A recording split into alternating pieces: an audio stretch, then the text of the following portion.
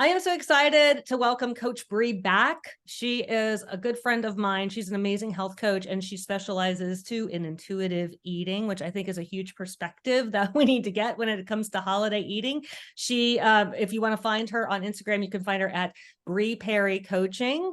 And Bri, I'm so excited to be talking with you about how to navigate holiday eating, because I think your perspective with, with how you work with your clients and nutrition and coming from more of a holistic point of view and, being able to intuitively eat and connect more with your body and and not so much tracking and the neurotics of trying to lose weight and tracking and macro tracking and stuff, which is my world. I think that can be a lot of help here, because the truth is, like, when you're navigating the holidays, and we got Thanksgiving coming up, and then we got all the different gatherings, travel, all of these disruptions that come in this season, like, to try, if you're trying to maintain your weight by tracking macros or by entering stuff into My Fitness Pal every single day, or you're trying to lose weight and you're doing that, and you're trying to do that on the road, you're trying to do that at your friend's cocktail hour, you're going to drive yourself nuts and you're going to feel like a failure. And that may not be the best strategy. So I would love to hear from you. First of all, like, how do you mentally approach food when it comes to the holiday season and having to navigate and figure out, well, how do I eat when I'm going to houses and parties and have all this food in abundance around me? Yeah. So I feel a lot of intuitive eating is kind of like preventative eating in a way. So I'm sure a lot of your clients, because they track macros, they know how to kind of make a balanced plate, right? They know protein, carbs, fats. So I think one of the main huge things that is so important is like to eat breakfast and lunch, even if you know you're having holiday dinner tonight. Interesting. So let's camp there for a second. So you're saying eat breakfast, eat lunch, even if you're going out to a holiday dinner or party that night. Yeah, because I mean, if you don't, you're going into dinner like ravishingly hungry. And how the heck are you ever going to listen to a fullness cue at that point? You're going to blow past every fullness cue that's alerting you, hey, our stomach is like 75% full now. It's like, nope, we're 120% full. So game over. And then tomorrow we're going to restrict because we feel like shit for overdoing it, and that's kind of a really vicious cycle that I'm sure we've all been through. But that's kind of the first thing that I will ever tell anyone is like, well, the holidays are coming up, so be sure you're eating breakfast and lunch and dinner, and don't try to like save calories for dinner, because I feel like that's going to really put you in a pickle once dinner comes. It really, I agree with that 100%. And that's kind of like a hard and fast rule for myself that I created through the years, because I know many people, and I've worked with many clients, as I know you have, where it feels counterintuitive to them. Like, if I eat breakfast and lunch, then I'm going to really overdo it that night when I eat all this stuff on top, and I'm going to be eating so much, I'm going to weigh 10 pounds the next day.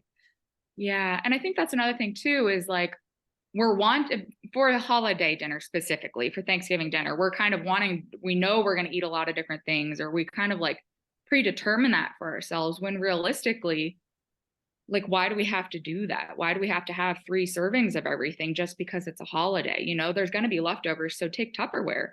You can eat Thanksgiving dinner for 3 days if you want, if you take a Tupperware. Like, you don't have to do that to your body all at once, because it's going to mess up your blood sugar. You're going to have horrible stomach ache. Your hunger cues are going to be all over the place for the next few days because we went nutso that one day. So I feel like it's really important to just kind of like find this like balance with it versus being, and I know this is like a totally like different mind shift, right? Because none of us really think like that. And it's taken me a lot of years to even get to this place and be brave and confident enough to even suggest something like this. But now that I've done it a few holidays in a row now and it felt so good, I'm like, the overeating is for the birds. Like, I did that for my whole life, basically, till I was like 29. I would just, save calories, overeat, restrict, overeat. And the tricky thing with counting macros is, you're going to a holiday dinner. So you kind of do want to keep that bulk of your macros, your carbohydrates, your fats. You want to like what's that word? Like kind of hoard them for later so you can really enjoy those This foods. is so true. Because, I mean, because it makes sense mathematically, like to do that for yourself so you can fit your macros, so you can do it properly. But I just think in the realm of like my life, like I'm not honoring hunger cues when I do that because I'm hungry all day. My hunger cues are saying, feed me, feed me, feed me. I'm saying no. And then I get to dinner and I finally eat. And then my hunger cues are saying, I'm full, I'm full, I'm full. And I say no. So that's not intuitive eating at all. So that's really, once I leaned into the intuitive eating fully, I realized, oh my God, I have to let go of macro tracking. I have to figure out a new way to do this because I'm not honoring my body when I track macros. And that was very eye-opening for me because, as you know, I tracked macros for like 6 years. Yeah. Yeah. So anyone that's in this, I feel you, girl, and I get it, and whatever. That's Yeah. just I my mean, perspective and my story now.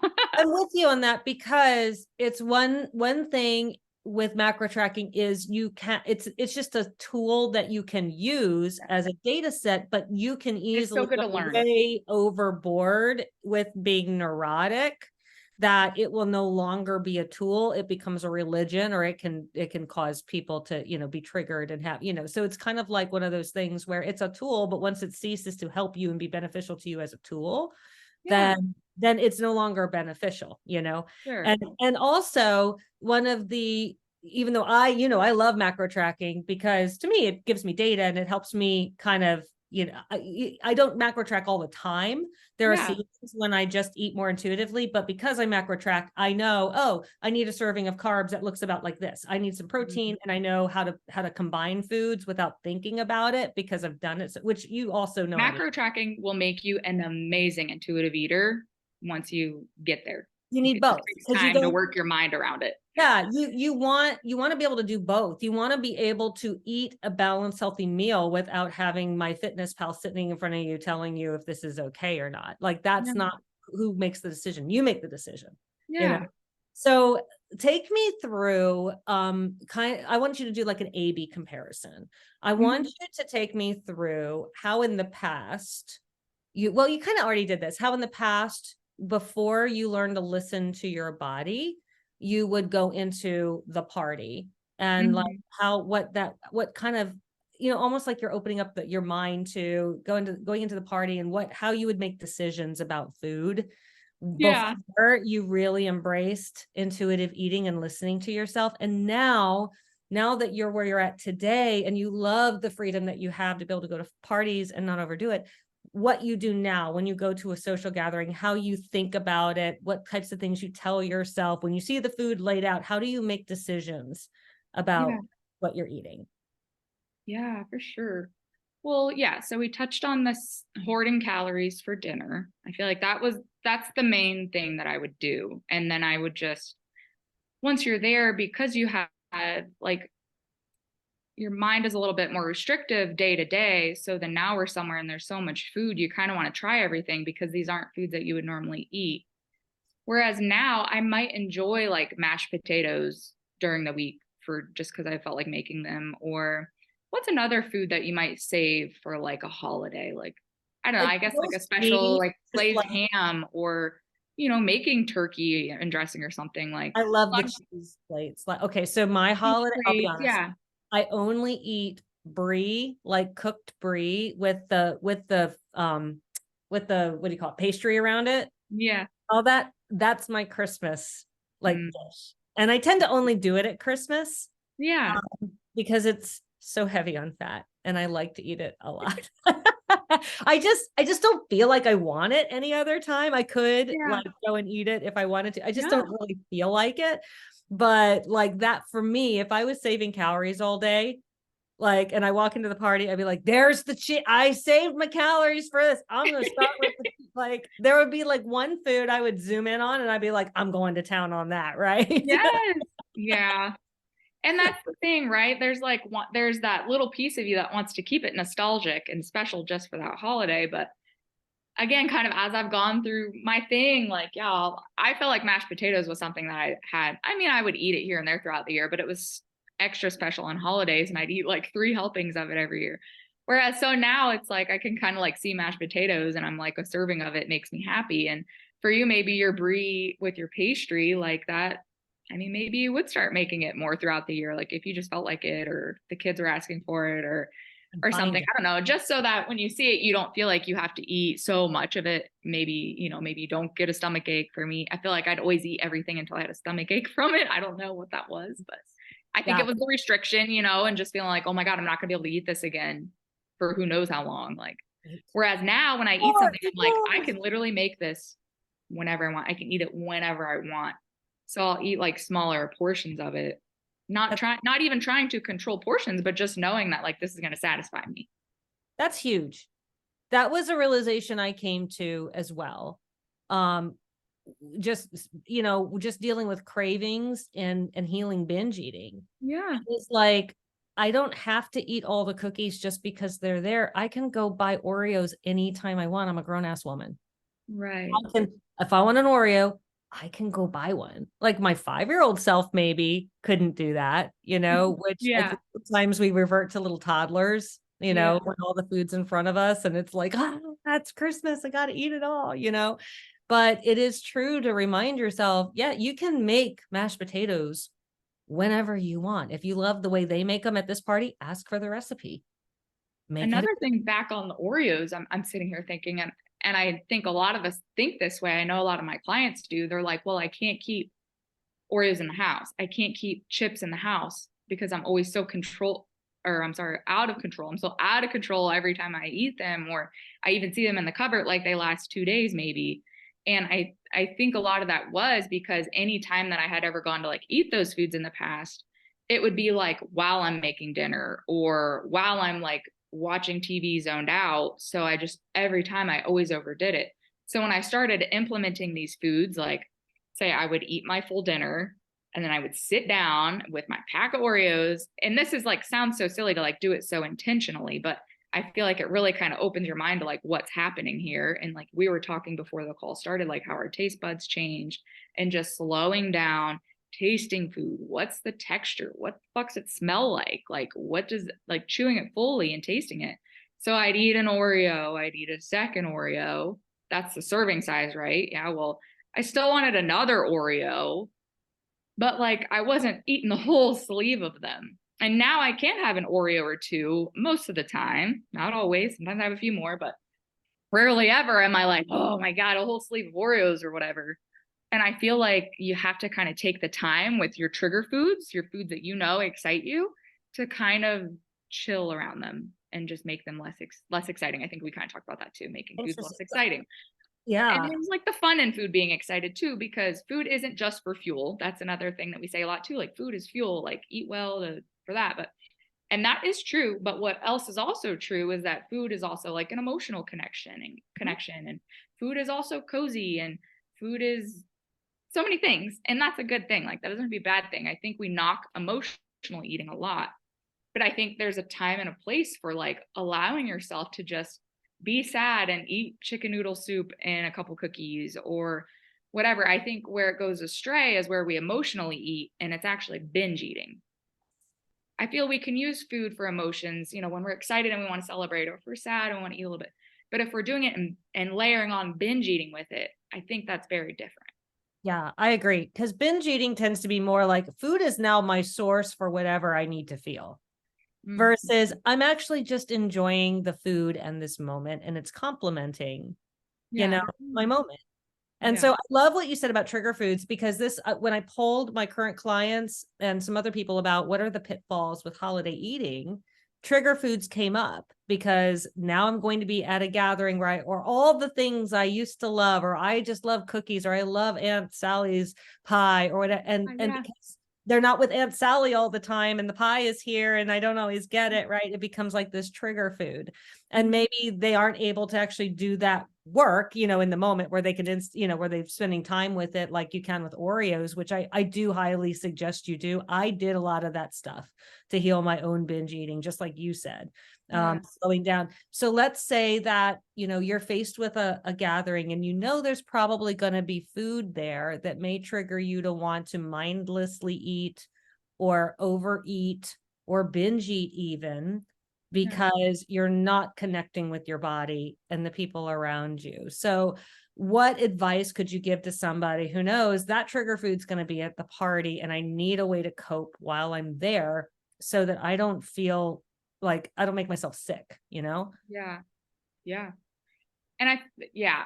So hopefully hopefully this gathering isn't your first introduction to intuitive eating. Like hopefully you've been doing a little bit of work leading up to it, working on your mindset a little bit, because I think a lot of this is tricky too. Like when my clients go on vacation to their favorite vacation spot and they're hitting up restaurants that they normally love to go to, and they still love to go to, and that's fine, but they just have to kind of really keep in mind like how their body feels when they overeat X food, because really, and I've tried to think of like other techniques around this, but I feel like that's the most powerful one. It's kind of a hard one, but I feel like it's the most powerful to just like think about how your body's going to feel if you do overdo it again. And how can I maybe prevent feeling that way? Maybe you split a sandwich with your partner before you go eat there. So you're not super hungry. Like on a scale of 1 to 10, your hunger is only like a 6 or a 7. You're not going in there a 9 or a 10.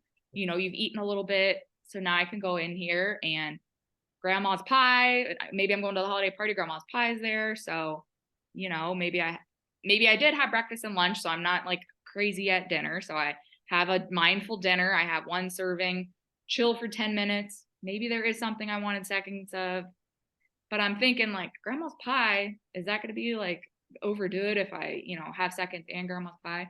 There's a lot of like kind of calculating ahead for that stuff. You're using your brain instead of your macro calculator, so then as you're moving on through your macro tracking journey, like you can release that calculator, because now your brain and your body like does all that beautiful, amazing stuff for you. And you give it the space to tell you those things.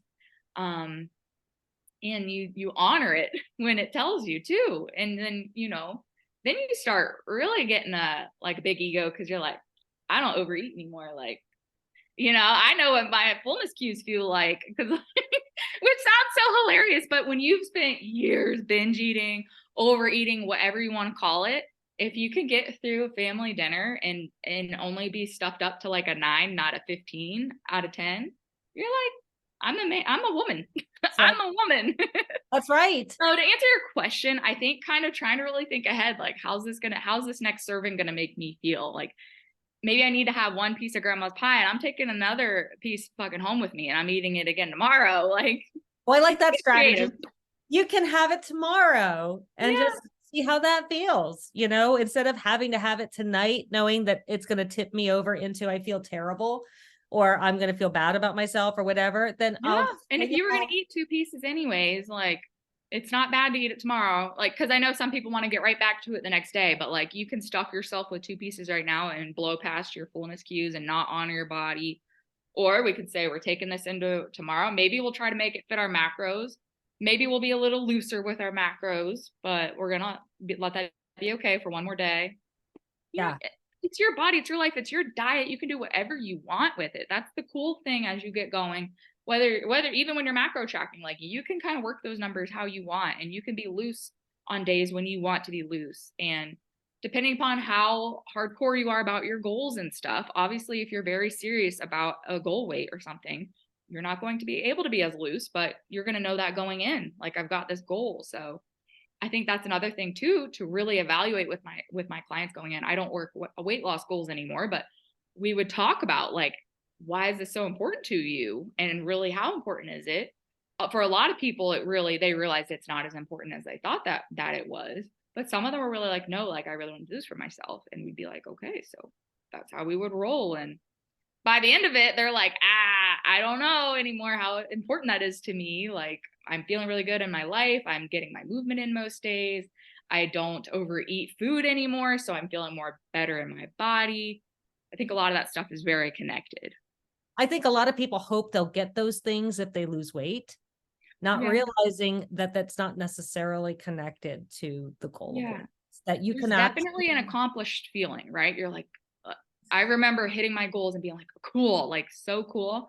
But then it was always something else. Like I'd want to tone up more, or I would still want my cellulite to be gone, or, wish my pooch wasn't as defined. And I realized as I was going, like, I think at first I didn't realize, but then I started realizing like I was so hyper fixated on what I looked like that I was kind of missing the bigger picture. Wow. I don't know, but it's very easy to do in this culture and in today's society. And there's a lot of stuff like, flashing online, and it's really hard. Yeah. Yeah. Um, I love those strategies for the gathering. And I think they're very powerful and something most people don't think about. So I Mhm. love, just to kind of recap really quick, thinking about kind of having a somewhat of a plan when you go Yeah. in, not Yeah. necessarily on what you're going to eat, but how you want to feel. Like Mhm. the plan to be like, when am I going to know that I've had enough? You Yeah. know, and I'm going to allow myself to eat, but I'm going to honor my fullness cue, which means I'm going to listen to my body. Yeah. And if I feel like I need to eat something because it's a compulsion, because I'm not going to get it again, well, instead of wolfing it down and making myself feel bad, maybe I create a strategy like I'm going to take a piece home, or Yeah. those are all fantastic ways to kind of approach it. And then maybe tomorrow you discover, I wanted it last night, but I don't Or really maybe care you get now, home and it's been 3 hours and you're watching Netflix and you're like, I'm ready. Yeah, I'm so yeah. happy I brought that pie home. There you go. Yeah. That's So okay too. because with gatherings, it's a weird psychological thing in that you don't want to lose control, but you don't want FOMO either. Yeah. And I Oh think yeah. like FOMO is like the fear of missing out, that if I don't eat all the things or if I restrict myself, I'm gonna miss out and everybody else is getting drunk and that's a whole nother, Yeah. that's a whole nother podcast. It's just Alcohol. like, oh, well, the alcohol plus the food, that could take you to a whole nother level, I and gotta keep that to a minimum. I mean, the alcohol you have to be intuitive about anyway, because you're the only one who's going to be able to start to notice, when am I getting a little too tipsy, right? So Yeah. it's really no different with food, where you want to kind of be like, well, where am I getting to that point where this is, I need to cut myself off. So That's a good now point. let's transition to the second barrier with holidays, and that's travel. And you kind Mhm. of mentioned, you kind of like talked a little bit about this with your clients on vacation. But, Yeah. most of it's not just vacation. Some people may be traveling to a really nice destination because they have the time off to do it this time of year. But a lot of people are traveling to families' houses and friends' houses and staying with people. And now the scary thing is, food is no longer in my control. I'm not the one cooking it. I don't know what's going to be offered. I don't eat like they eat. Everything's going to be fried, whatever. So Yeah. if you are in that situation, or when you've been in that situation where you're traveling and you're staying with somebody, how do you approach it, from a standpoint of wanting to stay healthy, wanting to stay in control, wanting to stay as balanced as possible? Yeah. Well, I feel like there's different ways you can go about it, and it will totally depend on the person. Like we were even mentioning early, like, is this client like okay with being a little more loose? Like, is this really like not that serious for them? Is that okay? Not that it's not that serious, but in this grand scheme of there's 52 weeks in a year. If I'm going to let loose for a couple of those weeks, like no big deal, right? Right. So you've got that client. I think that's the most simple, right? Hopefully they can just kind of be in tune and build meals as it feels right. For me, and you used to be vegan as well, I'm vegan, so I do be bringing a cooler a lot of places and I don't feel bad about it. So there's also that mentality, and I've adopted that. And there was also a middle ground between these things. I've been super loose before, with dieting, with before I was vegan, just not caring at all. I've been in the middle where I was like, definitely knew that I wanted to start making it more of a lifestyle and not wanting to be as loose. So I would just, maybe bring an extra protein source or something so I can throw that into the mac and cheese, or, whatever else they were adding in. Um, or maybe just making sure I brought fruit so that I would have snacks like that. Um, there have been, and so now, like, in terms of my veganism, I feel like I'm a little bit more loose now too, just to make life more easy, I guess, and more flowy, like the way that I like to live it. So now I'm probably like here in the In the middle. effectively. Yeah. But like I used to full on bring like my mashed potatoes, my own gravy, my vegan mac and cheese, my own turkey. Whereas now I'll go kind of vegetarian for the holidays. So I'll bring my like protein source, but I'll eat regular mashed taters and mac and cheese. So I guess what I'm getting at is you're probably going to have to plan ahead a little bit. You might have to pack a cooler. Maybe you get a medium-sized cooler, throw ice in it, and you're sticking it outside your aunt's door, like, and just being like, I know maybe I'm being a little too healthy. You guys can judge me, that's fine, but I'm really trying to make a lifestyle change. And just let that be known. And hopefully, they're their family. They're either gonna pick on you or they're gonna be like, you go, girl, and either way, it's for you, and you got to really know what you're doing and why you want to do it. And if you know those two things, it's not a big deal, and you just do your thing. I so relate to that because it's funny. My mom is vegetarian and I was raised vegetarian and then learned how to Yeah. eat meat like in my 20s because I wanted to bodybuild and nobody knew how to teach me to do that without eating. Hmm. So I was like, fine, I'll learn to eat the chicken. It was really hard to learn how to eat animals when you've never done it before. Yeah. So to this day, though, when I go to my mom's house, she doesn't eat any meat. She's never tasted it, never had it ever in her life. So that was something to kind of overcome was okay, if I go to my mom's, then I'm either going to have to bring some foods, Yeah. especially You now that I bring a have turkey, like a children, small turkey. Yeah. I mean, cause like we're going to Thanksgiving and I even had the thought of like, oh, we're doing Thanksgiving with my mom. Oh, she's not going to have a turkey. And then I Yeah. realized, oh no, we're going to my aunt's house. She does turkey. We're good, but it was Yeah. like little things like, and You're ready to plan ahead a little. yeah, and I think anytime you're staying with family, you're automatically going to be planning ahead for other stuff anyway. Yeah. I mean, if you're doing Christmas with them, you're probably going to have to plan ahead to get gifts into your car or to have things sent or whatever. So I agree. I'm the same as you. Like we're taking a little bit of extra time to plan ahead with the food stuff. I like to think of it too. Like if you're like my mom is vegetarian, she's never eaten meat before, and she's not going to start now at 80 years of age. Okay. She's just not. Yeah. So, like for her, if she comes into my house and I have her and I have meat lying around, she's not going to eat it. She's not going to want to eat it. She's got, I'm going to have something for her to be able to eat. And as a Yeah. host, if I'm hosting her, I want to accommodate her because I love her, right? I'm not gonna be like, Mom, you're so hard to deal with. I hate the fact you're a vegetarian. You're just gonna have to learn how to eat chicken or go hungry.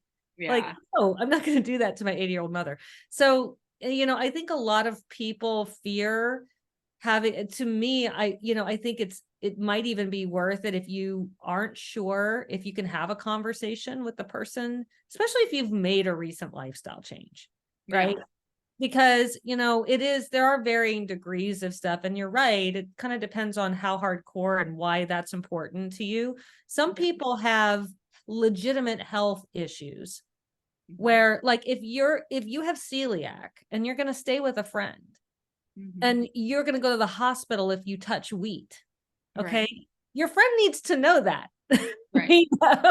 you know, Yeah. I mean, so if you would be willing to have that conversation with that person, if it was a medical emergency type thing and plan ahead, then I don't think it's such a bad thing, like you say, to have that conversation or to approach them and say, hey, I have, some health restrictions right now, or I've made a lifestyle change, for my Yeah. health.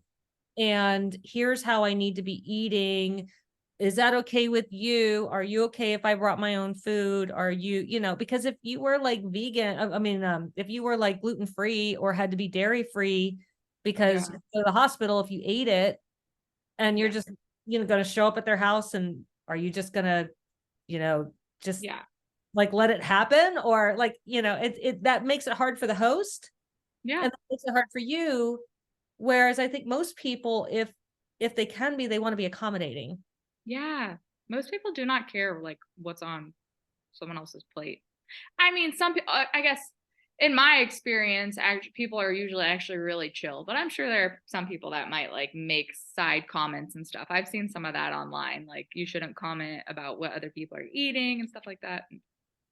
Yeah, I don't know. It's It, really it about honestly, them, these though. types of situations might open your eyes to like what kind of friends and family you have, like if they're seriously gonna give you too much of a hard time for anything like this. But I know family can be tough because you can't necessarily like they're blood, right? And yeah, you can't really not have them in your life in many ways, or you might have that one person in the family that's just gonna be judgy or just gonna be passive aggressive or whatever. So I can understand how that can be tough, but it really is, you know, you have to take it moment by moment, and you have to kind of decide what's important to you before you go, Oh, and what totally. hill you're willing to die on, right? So, Yeah. you mentioned you were in a place where you were totally vegan and it has to be 100% compliant, and this is So I important. brought my own stuff.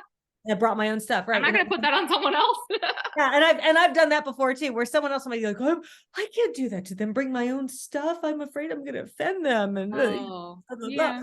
But No. you have to decide. Well, is that the hill I want to die on? And many times I've said yes, yep, yep. I wanted to. I'm treating this as if I have a medical That's a condition. good way to put it. Yeah. But then you've kind of gotten through the years to a place where you're like, okay, I'm not willing to die on the hill of, I'm not going to eat meat, but I'm willing to open up to vegetarian to make it a little easier, right? And me have to pack less. And so it's kind of really what it sounds like you're saying is it comes down to the priority to you and what you feel like is most important in Yeah, that. that's a good way to put it. Yeah. Well, I really appreciate your thoughts on this and your time today, because I feel like the holidays actually is like a Pandora's box where Yeah. that opens up this whole, now let's really look at all the sorted things that get in the way and complicate the eating thing. Yeah, It's it like really this does. perfect petri dish of now let's make food really complicated and really hard for everybody, and everybody feels bad about everything they eat. And I feel like it doesn't necessarily have to be that way. Yeah. If you know who you are and what's important to you during the holidays, and if you could just get creative with different solutions and strategies. So Yeah. And it might help like taking a little bit of the emphasis off of the food in a way. Like, I know that sounds crazy because it like we make it so much about the freaking food for Thanksgiving, Christmas, New Year's, but in any ways you can, maybe try to take it off the food, whether it's like introducing a new game or putting on a good movie. I don't know. Just obviously we're going to eat and it's going to be delicious, but I love that 100%. You know what? That was something I actually wanted to kind of touch on, and I'm so glad you brought it up, that I feel like we put too much emphasis on the food part. yeah. And we forget that there are other ways to connect with people Yeah. without eating. And when you're going to a holiday party, it's not just about the food. We don't show up just to eat the food. Ideally, you're there to connect with people and have fun, right? In Yeah. some way. And yet I think we've just kind of created everything about an eating event where the event becomes the food, especially like Super Bowl parties and stuff. Like, okay, half the people don't care about the game, but I'm coming here for the food. That's my main, where there's so much more to the holidays that can connect us. And there are other senses, For like sure. what you see, what you smell, what you hear, what you touch. Yeah. And you can be present in a conversation and be curious about that person and lose yourself in a conversation, Yeah. as much as you can lose yourself in just shoveling food in your mouth. And so I'm so glad that you mentioned that, because I think that's easy to forget that It maybe. really is. Yeah. Awesome. Well, thank you again for being my guest today. If you want to get in touch with Bri, you can find her at Bri Perry Coaching on Instagram. Hold on one second. Hello. My phone keeps ringing and it keeps like knocking me off of Zoom for some reason. Anyway, I need to put this on airplane. Like, I'm almost done. Give me a second. Son, stop calling me and ruining my podcast. Anyway. Also, Bri, is there anything else that you want to promote or that you want to mention about yourself before we go today? Let's see here. I offer one-on-one coaching for intuitive eating and body confidence. So if that's something that you're interested in, you can definitely just reach out to me on Instagram, and I'm on there every day. I highly recommend, like, if you can relate to Bri in the fact that you've done tracking or calorie tracking, or you've Yeah. done all this stuff, and I've talked to people all the time that just does not work for them. So It you're ready just, to just tie it all together now. yeah, it's really worth it to spend some time learning how to listen to your body and learning how to do this from more of, trusting you. Yeah. And then you can always pick back up with tracking. It's always a skill that's there for you. Yeah. But, I think it's definitely, if you're like, I'm not a tracker, I get neurotic with that. I need to learn a better way to be able to manage my weight and manage food. then Bri is definitely the coach for you. She will help you out. She'll be amazing for that. So thank you so much for hanging out with me. Happy holidays. Happy holidays. See ya.